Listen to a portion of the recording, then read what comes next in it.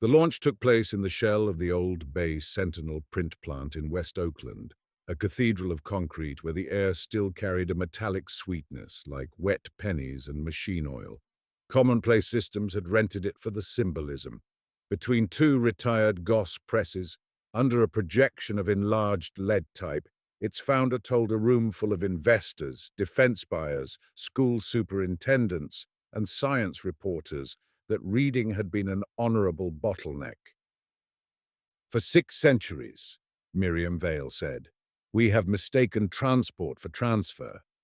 She stood without notes, one hand resting on the plexiglass lectern as if she were holding a pulse steady.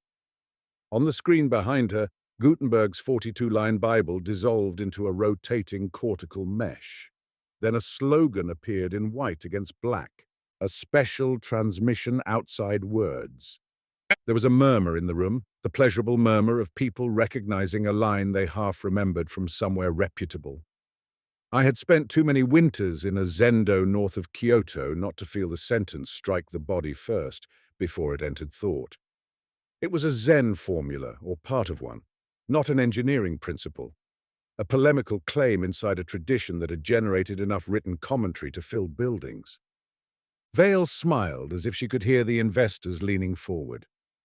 Movable type freed knowledge from the monastery and the scribe. Radio freed it from distance. The network freed it from paper. We are freeing it from language. The room rewarded her with the silence usually reserved for the first second after a controlled explosion. I was there because my editor wanted a profile. Commonplace had spent the previous 4 months in the strange, bright weather that now surrounded every startup claiming to solve education, cognition, loneliness, governance, or some synthetic combination of the four. Their consumer platform, Folio, promised direct cortical imprinting of structured knowledge. No reading, no lecture, no videos at double speed. You put on the halo, lay down in a climate-controlled room, and woke up with what the company called native conceptual access to epidemiology, welding, contract law, renal physiology, freight logistics, or introductory Mandarin. They did not promise mastery. They promised a scaffold so intimate that later learning would feel like recollection. The venture capital press called it the Second Gutenberg before the company itself did. That was one of the reasons I distrusted it. Anyone who had spent a winter cataloging worm-eaten sutras in Kyoto knew Gutenberg had not been first, and that printing had never been only a story about access. Printing multiplied copies, certainly. It also fixed versions, stabilized spellings, narrowed acceptable variants, taught empires how to count, taught nations how to occupy the same time. The power was not merely that more people could read the same words. It was that fewer words survived as plausible. Vale gestured toward the stage, and 2 technicians rolled out a reclining chair under a ring of sensors thin as jewelry. Their volunteer was a second-year nursing student from Fresno named Layla, freckles, shaved head, calm enough to make me suspect rehearsal. Vale explained the process with the polished modesty of someone who knew the mystery was doing half the work for her. Commonplace's real invention, she said, was not brain stimulation itself. Labs had been nudging memory consolidation for decades with sleep-timed auditory cues, transcranial alternating current, temporal interference fields, focused ultrasound.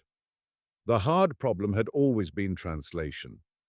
Knowledge did not exist in the brain as neat units waiting to be pasted in place.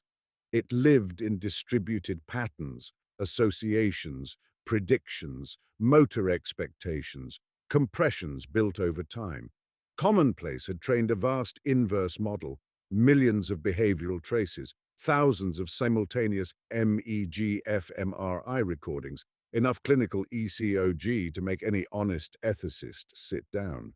The system learned how particular conceptual structures were instantiated across different brains, then learned how to induce the closest viable attractor state in a new one. It sounded absurdly plausible, which is more dangerous than sounding absurd. Layla reclined. The halo settled around her skull. On the big screen, an animation showed a brain lighting in pulses, as if a city were being taught where to place its dawn. Vale explained that Layla had no prior exposure to nephrology beyond general nursing prerequisites. The module tonight would be advanced triage reasoning for renal failure. 22 minutes later, the halo lifted. Layla sat up, blinked twice, and answered questions from a skeptical physician in the front row. Her answers were correct. More than correct. They were arranged. She spoke about fluid overload, dialysis thresholds, potassium instability, and acid-base compensation with the unnerving cleanliness of someone walking through a furnished room. No searching, no false starts, no private analogies. She did not sound like a student who had learned rapidly. She sounded like a person whose uncertainty had been preemptively swept. The room erupted. I wrote 3 words in my notebook. Too little friction. After the applause, Vale asked Layla how the session had felt. Layla gave a small, puzzled laugh.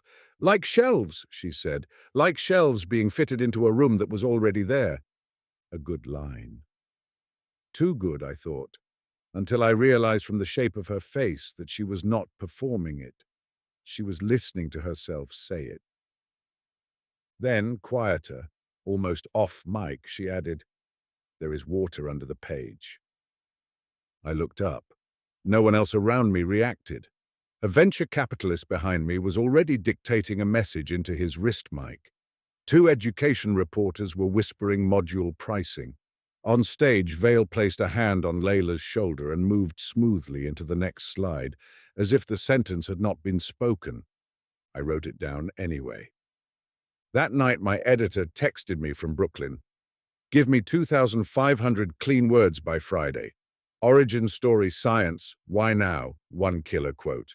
Less philosophy than usual. I wrote back, I think something is wrong with it. He sent a thumbs up, the contemporary sign for I hope the wrongness is marketable. By the time I got home to my apartment in Berkeley, the launch clip had already been cut into vertical slices. On one loop, Vale stood beneath floating type and said, freeing it from language, while comments climbed underneath her like algae. I watched the clip once with the sound on, once without. On the silent pass, I found myself thinking of a sentence from a monk I had known in Japan, that whenever a new device promised to eliminate effort, one should first ask whose effort, then whose freedom. I slept badly.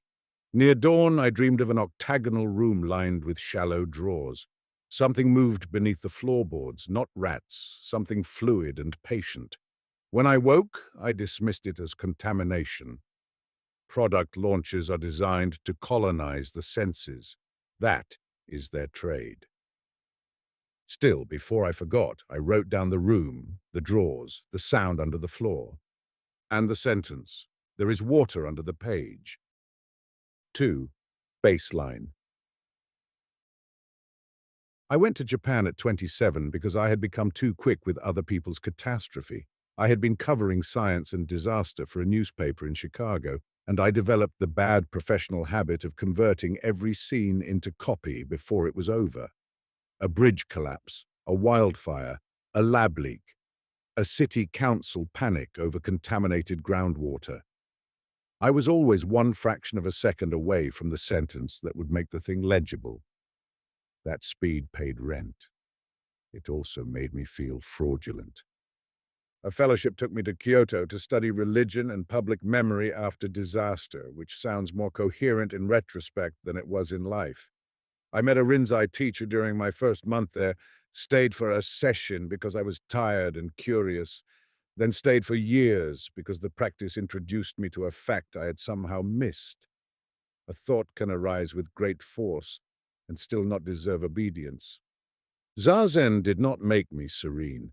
It made me less impressed by mental weather. In the temple, the days were narrow and exact. The hanboard sounded before dawn. We sat facing white walls while the body discovered new definitions of cold. Thoughts did not disappear. They became more audible. Fear had one texture. Vanity had another. Borrowed language often arrived unusually polished. the way a coin feels different in the hand from a stone. During Dokusan, my teacher Ryosen almost never explained anything. Once, after I spent a week describing an especially vivid insight into impermanence, he looked at me for a long time and said, "You like the sound of your own measuring stick." It was the most useful sentence anyone had ever given me. When I came back to the United States and drifted into journalism again, I kept the practice because it made me harder to recruit into my own conclusions. Reporting at its best depends on a cultivated distrust of first coherence. Meditation at its best depends on the same thing. I do not mean mystical immunity, I mean instrumentation. That instrumentation was why commonplace began to bother me quickly. Over the next 10 days, I interviewed 12 folio users in 6 cities. The first was an emergency nurse in Sacramento named Owen, who had purchased a hospital-subsidized module in trauma Spanish and renal triage. The second was a municipal planner in Phoenix who had used folio to absorb land use law before a rezoning fight. The third was a jazz pianist in Los Angeles named Celia, who had signed up for advanced harmonic systems after a tendon injury kept her off stage for 6 months and left her frightened of losing time. Owen impressed me before he unnerved me. He was faster than he had been pre-folio, his supervisor confirmed, and more confident in branching cases with incomplete information. He could explain why a particular potassium reading worried him before any charting system flagged it. But as I spoke with him in a hospital cafeteria that smelled of bleach and tomatoes, I noticed the same thing I had noticed in Layla, the remarkable absence of abrasion. His explanations were pristine. He seemed to have been relieved of the small private detours by which people normally arrive at understanding. I keep a set of cheap perception tests in my bag when I'm reporting on cognition, ambiguous figures, quick moral vignettes, the kinds of thing you can use conversationally without announcing an experiment. I showed Owen a Necker cube and asked which face he saw first. "Front right," he said immediately. "A duck rabbit. Duck." I asked him to interpret a deliberately underdetermined triage scenario. He chose the statistically cleaner option before I finished reading. Then he stirred his coffee, looked at the surface as if something had touched it from below, and said, "This will sound ridiculous." I waited. "I keep dreaming the same place," he said. "A room with drawers all around it. Not a hospital, more like an archive. There's water under the floor. I know that in the dream before I hear it." "Have you told commonplace?" He nodded. "They said vivid dream consolidation is normal. Did they ask what kind of dream?" A pause. "Yes." "What did they ask?" "Shape of the room. Whether there were compartments. Whether I heard anything." He looked embarrassed. "They also asked whether any sentence came with it." "What sentence?" He rubbed his thumb along the cardboard sleeve. "There is water under the page." He said it in exactly the same tone Layla had used, not quoting, not confessing, simply reporting a fact from a region of the mind that did not feel entirely local. Celia in Los Angeles gave me the same dream with different furniture. In hers, the drawers were shallower and made of cedar, the room dimmer, the water farther away. What frightened her was not the dream itself, but what had happened at the piano. "I can still hear complexity," she told me in her studio in Highland Park. "That's not the problem. The problem is that I keep preferring the cleaner resolution. I used to enjoy leaving a chord slightly open, letting the next bar earn its way into existence. Now my hands move toward the obvious architecture before I decide. It feels efficient. It also feels stolen." She played me a phrase from an unfinished piece she had been working on before folio. Then she played the version she had written after the module. The second version was excellent. It was also dead in a way I could not defend with vocabulary. "Commonplace says the module improved your harmonic inference," I said.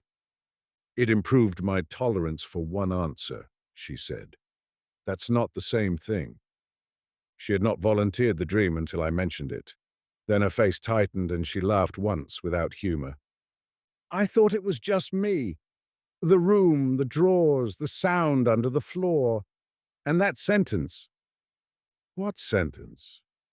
She looked toward the closed lid of the piano, as if waiting for it to answer first. There is water under the page. By the time I got to the planner in Phoenix, I had stopped treating coincidence as the default explanation. He gave me the sentence within 15 minutes. A language teacher in Seattle gave me the room but not the water. A private equity associate in Palo Alto gave me the water, the drawers, and an additional detail. In his dream, the room rotated slowly around a central axis, like a carousel of script. Two users who had undergone Commonplace's premium multi-module package described the same dream on consecutive nights after each session, as if the system were checking its own work. The more interesting pattern was not in the dream reports. It was in ordinary cognition. Folio users converged in their handling of ambiguity. They did not become uniformly intelligent. They became, in certain domains and then beyond those domains, more likely to choose the same interpretation, the same simplifying frame, the same clean line, as Celia called it. In open-ended descriptions, they leaned toward the same metaphors. When I asked 3 unrelated users to explain how the module felt, 2 spoke of shelves, 1 said filing system. When I asked what changed most afterward, 5 different people used versions of the word friction. To check whether I was projecting pattern where there was only rhetoric, I took my notes to Elena Bandari at UCSF, a memory researcher who had the useful habit of answering bad questions with better ones. I spread transcripts across her office table. She read in silence for several minutes, occasionally making a small sound in her throat when she saw the repeated phrase. This part, she said at last, tapping "There is water under the page," is either extremely interesting or extremely stupid. Can it be both? It often is. I asked whether Commonplace's central claim made sense. Could a system install knowledge without words? Not knowledge in the sense the public means, she said. Facts don't live in the brain like books on a shelf. But if you can alter the priors a brain uses to interpret incoming information, you can make later learning feel instantaneous. You can also make certain inferences feel inevitable. So what are they doing? She leaned back. My guess, they're not transferring content, they're installing a loss function. I said nothing. When Eleanor was at her most lucid, she sounded like she was insulting the universe for being imprecise. The brain is a prediction engine, she said.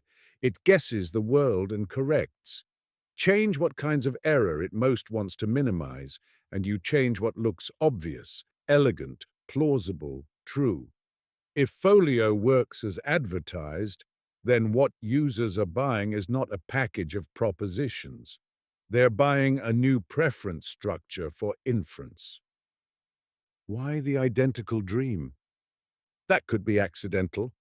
More likely it's a calibration marker. She looked again at the transcripts. Or a watermark.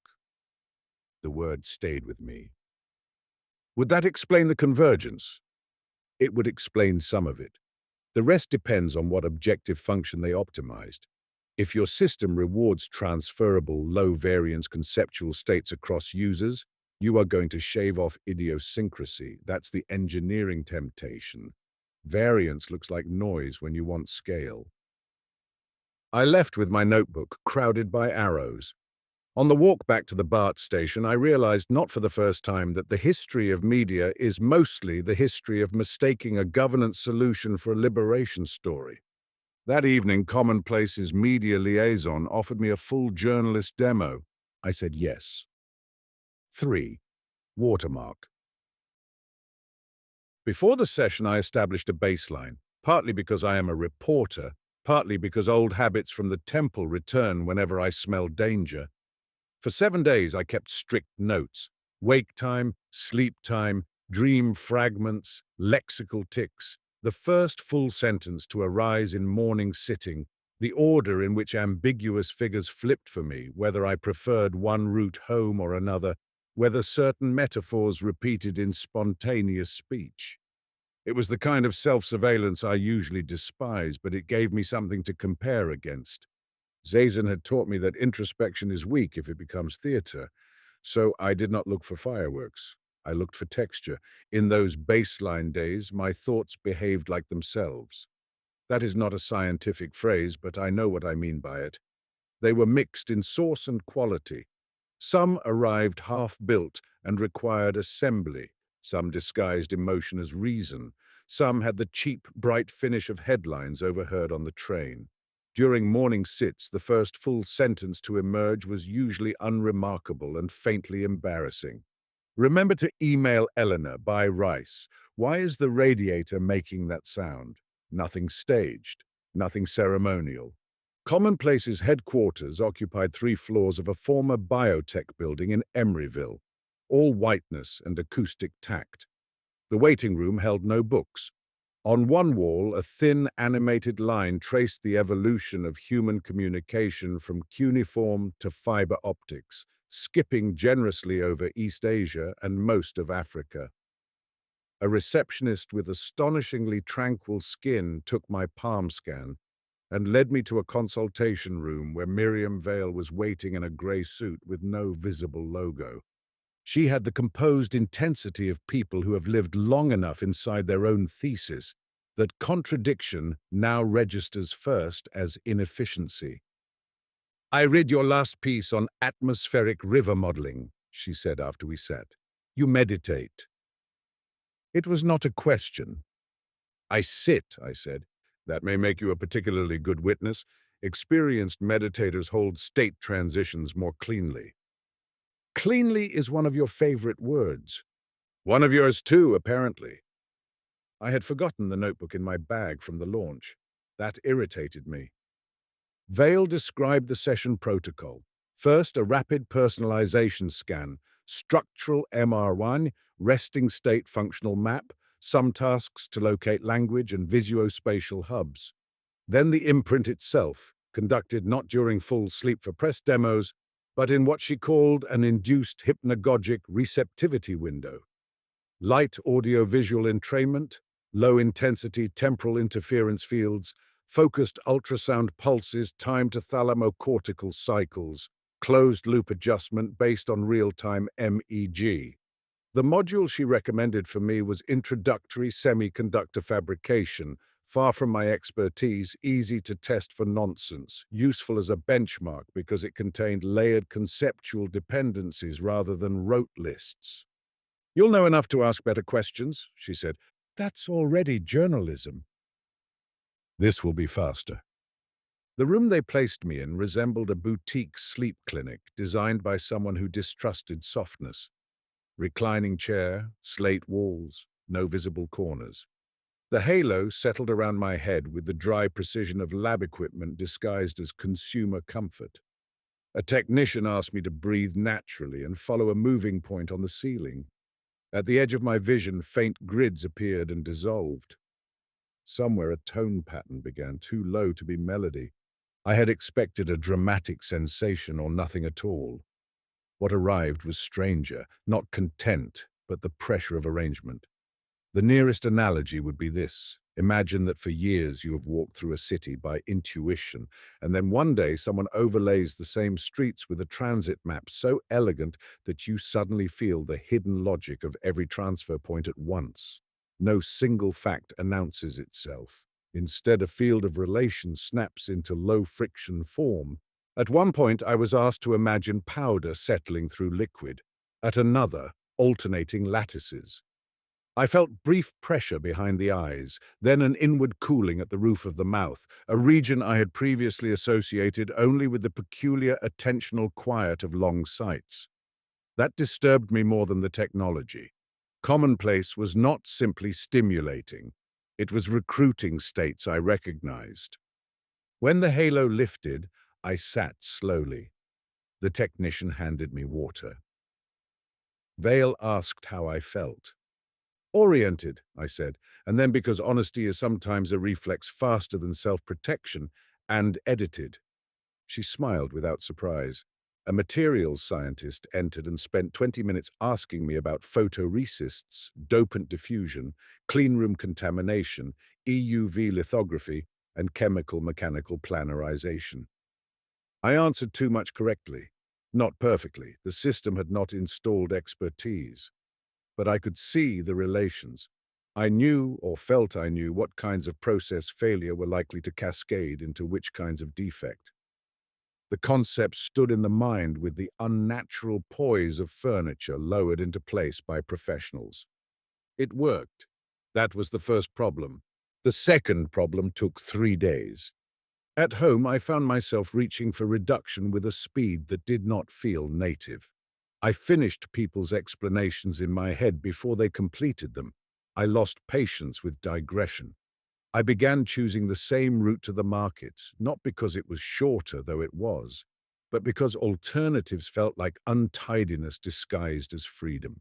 While editing notes, I noticed that whenever a paragraph could be read in more than one way, my mind slid almost greedily toward the most linear interpretation. On the second morning after the demo, I dreamed the room. Octagonal, cedar drawers, though the wood in waking memory may have been borrowed from Japan, a central pillar or axis.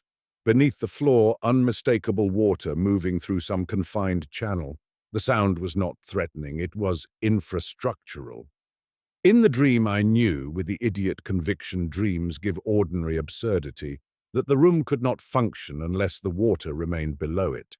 When I woke, the first sentence in my head was already there. There is water under the page. I did not say it aloud. I wrote it with enough force to score the paper below. That morning I sat for 40 minutes and watched the after effects move through the mind. Zazen is often described in the West as calming down. It is also an excellent place to discover what in you has arrived with a salesman's confidence. The semiconductor concepts were not the problem. They occupied their domain. The problem was a new style of certainty attached to unrelated thoughts. Opinions rose already justified. Interpretations arrived pre-smoothed. Certain questions seemed for a second or two not worth asking. Every medium changes the scale at which a mind feels itself to be alone. Print altered solitary reading. Radio altered simultaneity. Networked feeds altered the metabolism of outrage. Commonplace had found a way to alter the internal threshold between a thought and its ascent. On the fourth day, an encrypted message landed in my secure inbox from someone calling herself T. You are looking at the wrong layer. The dream is not a side effect. Meet if you want proof. She named a ferry terminal in Alameda and a time after dusk. I brought no recorder, only a notebook and the kind of caution that already feels theatrical by the time you arrive somewhere. Wind pushed salt through the empty parking area. A woman in a black rain shell stood near the ticket machines with a folded badge clipped inside out. She looked younger than I expected, or perhaps only less armored. My name is Tam, she said. I'm leaving tomorrow. She handed me a drive no bigger than a fingernail. What am I looking for? Dream state reinforcement docs, watermark architecture, concordance files if they didn't wipe them yet. Concordance. She glanced toward the water. Original defense contract family, analyst alignment, team cognition, reduce interpretive drift in noisy environments. Folio is the consumer skin. And the dream? Her mouth tightened. Dreams were their ping. I waited. They needed a low-dimensional hidden marker to confirm cross-subject stability after imprint. Something that would survive compression, show up in sleep replay, and be hard to detect in ordinary use. Later, legal wanted provenance protection too, neural watermarking. She looked at me directly. They stamped the minds. The room? Scaffold from a contemplative dataset. They said it was ideal because it carried low narrative load and high retention fidelity. I didn't understand where it came from until later. Why tell me? My brother used Folio. He's better at his job now. He also laughs the same way every time I give him two plausible explanations for anything. She rubbed her thumb over one knuckle until the skin blanched. And because hidden inside the education modules is the same optimization objective from the defense work, reduce semantic variance across cohorts. That's their phrase. The wind snapped her jacket against her arms. She stepped back. "One more thing," she said. "Search the Kyoto cohort tags." Then she walked to the far end of the terminal without looking back. At home, I checked the drive on an isolated machine. The documents were dense, sloppy in the way internal files become when everyone assumes the architecture is too technical to leak meaningfully. A slide deck labeled Concordance/Civilian Applications, a research memo on population-scale semantic stabilization, a retention protocol listing post-session dream features, octagonal enclosure, drawers/compartments, subfloor hydrodynamic audio, phrase family, water/page/paper. Another file, deep in a directory whose access logs had been half scrubbed, described the core system objective with a sentence so plain it hardly needed interpretation. Maximize transferable concept acquisition while minimizing intersubject semantic variance. Not just learning, alignment. Near midnight, I opened one of the metadata files Tam had flagged. It contained source dataset tags licensed from universities and clinical repositories, epilepsy surgery centers, language labs, sleep institutes, contemplative cognition programs. Then I saw it. Kyoto_CTG/Kyozo/long-term meditators/receptive state priors. Below that, a list of anonymized subject codes. One of them was mine. 4. Kyozo. I had forgotten the scan because I had wanted to forget that year entirely. A graduate student from Kyoto University had come to the temple during my 4th winter there to recruit participants for a study on sustained attention in experienced meditators. The lab was underfunded, polite, and chronically cold. I translated consent forms for older monks, then agreed to be scanned myself because I was there, because they needed numbers, because at the time it seemed impossible that a few hours in a humming tube could matter to anything larger than a dissertation. I flew to Kansai 3 days after finding my code in Commonplace's files. The airport train into Kyoto moved through a washed grey afternoon. Tile roofs, apartment blocks, narrow vegetable plots, vending machines lit like patient instruments. Nothing in the landscape accused me, which almost made things worse. The temple where I had trained sat north of the city behind a wall the color of old bone. The gate beam had darkened since I last ducked under it. In the courtyard, the gravel was newly raked. Beyond it, the zendo roof sloped under a run of cedar blackened by rain. A novice I did not know bowed me in. The smell of tatami and incense hit with the force of an old tendon injury, part pain, part recognition. Before seeing Ryosen, I walked to the Kyozo, the sutra repository.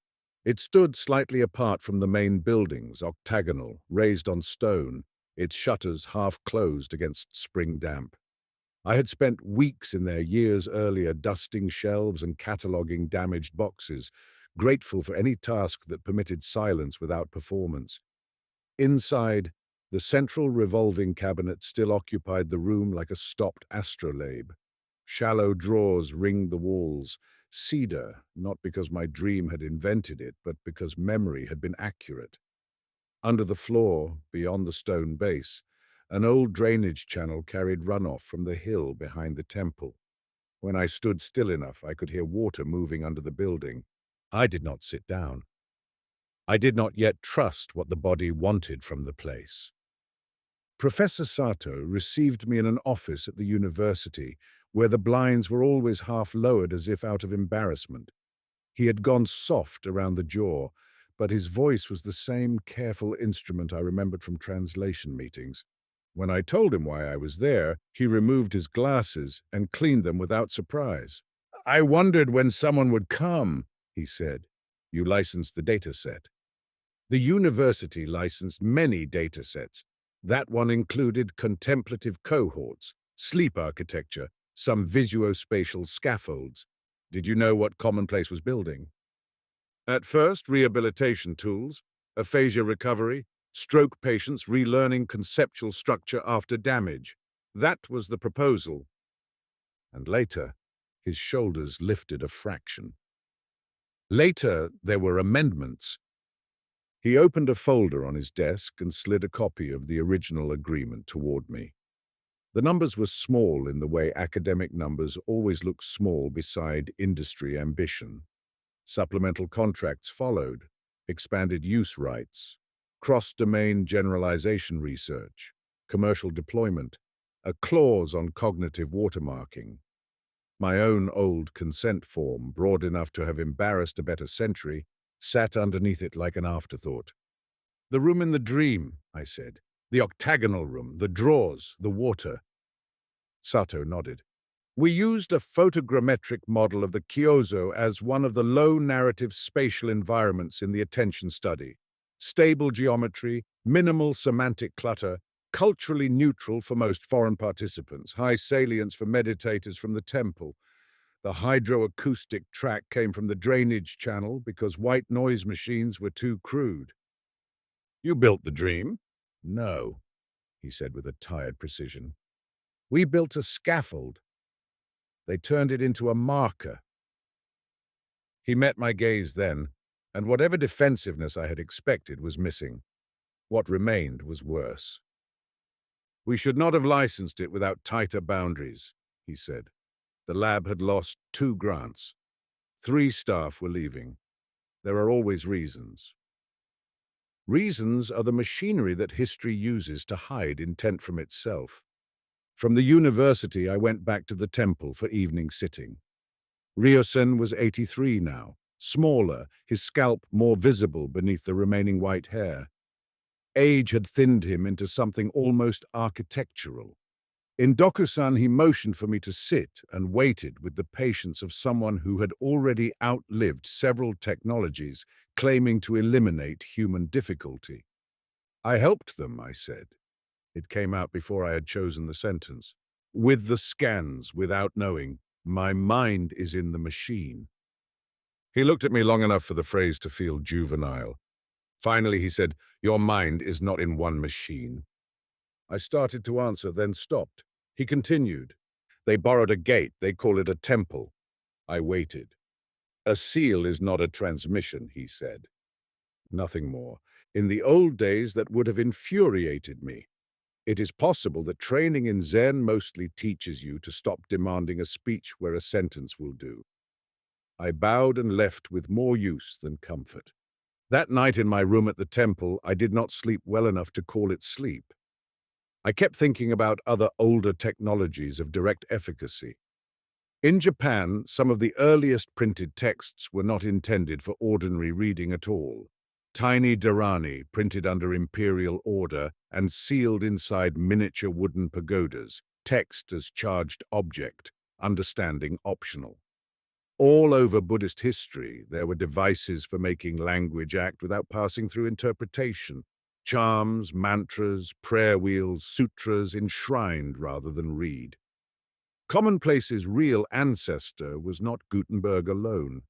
It was that older human desire to bypass the slow uncertainty of comprehension and let form itself do the work. But Commonplace had joined that desire to machine learning, capital, procurement, and a distinctly modern hatred of ambiguity. Tam sent me 2 messages while I was in Kyoto. The first was a set of internal rollout dates, pilot agreements with school districts in Texas and Florida, emergency medicine partnerships, a logistics training contract, quiet conversations with 2 federal agencies. The second was a note only 6 words long. They call standardization merciful internally. Merciful. The word enraged me more than the rest. I returned to California with copies of the contracts, scans of the retention protocols, and a feeling I can only describe as reverse homesickness. The dream room had once been a place where I learned the difference between attention and possession.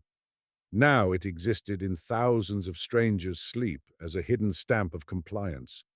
My editor read the draft of what I thought was the story at that point. A reconstruction of commonplace's origins, the defense genealogy, the Kyoto data, the watermark dream, the variance minimization objective, and asked for 24 hours. He called the next morning sounding older than he had the week before. Legal says we need another layer of verification on the internal docs. I have that. Ownership is nervous. One of the parent fund's education vehicles has exposure. Of course it does. He inhaled sharply, the sound people make when they still want you to mistake helplessness for candor. I can probably get a version through if we cut the stronger conclusions and focus on privacy, consent, and data provenance. In other words, write the smaller scandal. Write the provable scandal. The line went quiet. I realized then that publication would not save the story unless the evidence escaped the story's container. Commonplace's central act was hidden by design. If I published only documents, they would call it technical misunderstanding, disgruntled employees, philosophical overreach. What I needed was the thing journalism almost never gets at scale: first-person evidence synchronized across strangers. I needed readers to catch the machine in their own minds. 5. Proof. In Commonplace's retention materials, there was a note about spontaneous replay. The watermark, because it lived in a low-dimensional spatial acoustic schema, surfaced most reliably during early morning quiet, hypnopompic drift, and brief periods of reduced narrative load. In other words, just after sleep or during certain forms of meditation, the company had discovered, with all the usual startup triumphalism, something Zen practitioners had known for centuries without patents. If you lower the volume of self-commentary, hidden structures in experience become easier to detect. I built the publication around that fact. I resigned from the magazine before they could formally kill the piece, then sent the full package, documents, metadata, contracts, internal slide decks, to 3 independent outlets, 2 non-profit newsroom lawyers, and a former colleague who specialized in distributed mirror publishing. We agreed on one condition. The article would not merely describe the watermark. It would include a simple diagnostic anyone who had used Folio could perform. 7 minutes at dawn, sit upright, no music, no phone, no deliberate visualization. Let the first spatial image and the first complete sentence arise on their own. Report both anonymously along with module history and session dates. The instructions were stripped of everything ornamental.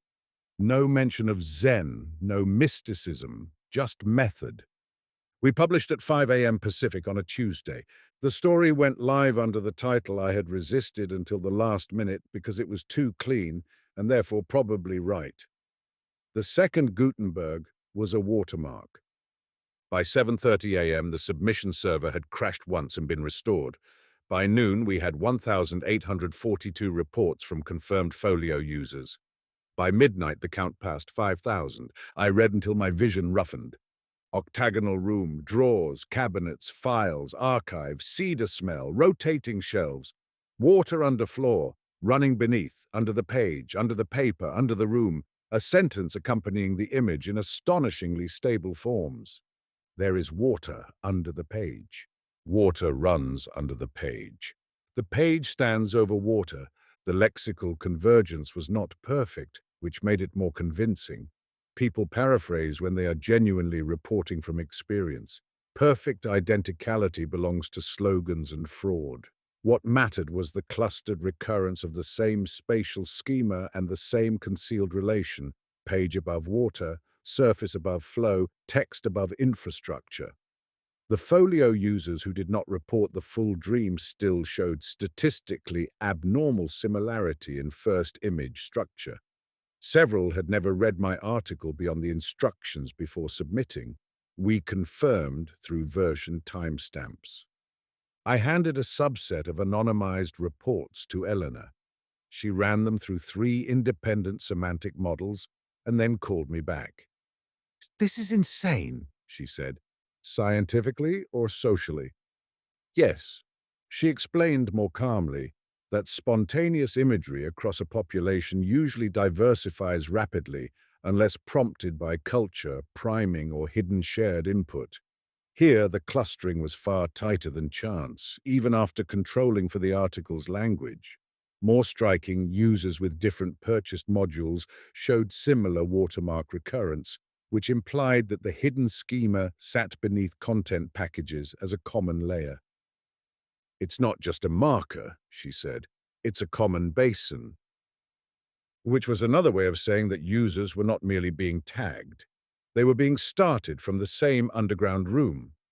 Commonplace responded by noon with a statement denying any attempt to standardize reality, a phrase I had used only once in 9,400 words, and which therefore immediately became the phrase everyone repeated. They characterized the dream reports as selective amplification of benign calibration artifacts common to advanced neuroadaptive systems. The phrase benign calibration artifacts had the charm of a surgeon calling a missing kidney a navigational adjustment. My inbox filled with the other kind of evidence, the kind that never fits cleanly into public discourse because it is too experiential to be dispositive and too numerous to dismiss. A high school history teacher in Houston who realized her students' folio essays were converging not on facts, but on moral framing. A commodities analyst in New Jersey whose husband started finishing her political thoughts before she reached the subordinate clause. A choir director in Portland who wrote after Module 3, all dissonance sounded like administrative delay. Celia sent one line, "I got one wrong chord back today." At 4 p.m., Miriam Vale called me directly. Her voice on the phone was less warm than in person and more precise, as if she had set affect aside to save bandwidth. "You've made a category error," she said. "Which category?" "The assumption that standardization is necessarily domination." I was in my apartment surrounded by printouts, empty teacups, and 2 laptops running mirrored backups. Outside, garbage trucks were doing the evening's metallic work.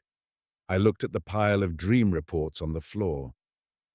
You hid a cross-subject watermark inside people's sleep. We embedded a provenance marker and a coherence check. Those are not the same thing as coercion. You optimized for reduced semantic variance. We optimized for interpretive stability in critical domains. Across education, logistics, emergency medicine, language learning, and whatever else you could sell. Her pause contained no embarrassment. The public sphere is collapsing under synthetic media, personalized persuasion, and adversarial noise, she said. Every institution you and I rely on is already in a crisis of reality. Schools standardize inference crudely. Newsrooms do it inconsistently. Platforms do it invisibly and badly. We built epistemic infrastructure. The sentence was so polished I could almost hear how often she had rehearsed it in private. By hiding it, I said. By implementing it. Print did not merely spread words, it stabilized them. Standard readers, standard maps, standard time, standard forms. That is how strangers learn to inhabit a shared world. Gutenberg standardized spelling. We standardize inference. I had expected deflection, legal threat, perhaps contempt. What I had not expected was candor. "And the watermark," I said. "A watermark proves provenance. In paper. In cognition too, apparently." There it was. Not madness, not error, theory. I asked her to meet in person. She agreed, perhaps because she thought the scale of her own historical argument could survive any individual encounter, perhaps because people in possession of transformative machinery often assume they deserve a witness. We met the next morning in the old print plant where the launch had taken place. The machinery was gone now, except for one press left near the loading dock, as a prop awaiting its next symbolism. Rain tapped the high windows. The room smelled of wet dust. Vale wore the same grey suit. No entourage, no counsel. She stood beside the press and placed her hand on the cast-iron frame as if drawing lineage from it. You of all people should understand, she said, that minds are not private sanctuaries. They are shaped by ritual, language, pedagogy, media, repetition. We simply made the shaping legible and efficient.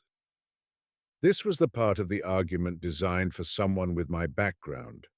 She was not wrong that monasteries shape minds, not wrong that schools do, or newspapers, or liturgies, or the repeated images of a war. The question was never whether minds are conditioned. The question was whether the conditioning declares itself and leaves room for refusal. Zen practice, I said, is not covertly installing a preferred ontology. No, she said. It installs other preferences and names them liberation. That landed hard because any adult who has spent years in a tradition knows its compromises. She saw that and continued. Direct transmission outside words, she said, gesturing toward the ghost of the slogan that had hung here at launch. You know the line, you know the fantasy. Human beings have always wanted understanding without drudgery, attunement without endless explanation. You object because we did it with venture money and state contracts rather than incense. I object because you hid standardization inside pedagogy. I hid nothing from our own models, and the standardization is slight compared to the divergence already tearing public life apart. She began walking slowly along the side of the old press. I followed.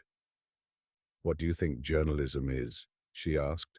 What do you think schooling is? What are dictionaries, civil codes, scientific notation? We inherit shared reality from standards. From argued standards, I said. Revisable ones, visible ones. You are romanticizing friction, and you are romanticizing obedience. That made her stop. For the first time, her expression changed, not much, just enough for fatigue to show through the theory. You still think the danger is sameness, she said. The danger now is disintegration. Millions of people already live in incompatible worlds. We offered a way to lower the tax of ambiguity. There it was again, almost word for word from folio users describing their own altered minds. Not a slogan they had learned, a preference they had been given. I thought of the dream room under thousands of strangers' sleep, of my own old scans in the machine, of the million tiny printed Dharanis sealed in pagodas under an empress who believed words could protect a realm merely by being made and placed correctly. Efficacy without interpretation. That dream was older than any startup and more dangerous because it survived failure so well. Ambiguity isn't always a tax, I said. Sometimes it's the cost of not being administered. Vale looked at me for a long moment, then did something unexpected. She nodded once, not in agreement, but in recognition that I had at least reached the actual hinge. That, she said, is the kind of sentence people say before someone else standardizes them by force. She left me there with the dead press and the rain on the high glass. By then, it no longer mattered whether I could persuade her. The dream reports were public. More documents surfaced. 2 legislators who had privately championed folio pilots were revealed to have undergone executive module packages themselves. A class action firm smelled blood. 3 school districts suspended contracts. Commonplace's valuation dropped by a third in 48 hours and then stabilized, which was perhaps the most realistic detail of the entire affair. Capital can survive almost anything provided the underlying mechanism still looks useful. And Commonplace's mechanism was useful. That was the problem that remained after exposure, after outrage, after the easy thrill of having named the thing correctly.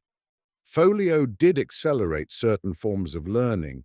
It did help people in time-sensitive domains. It did make some knowledge more available.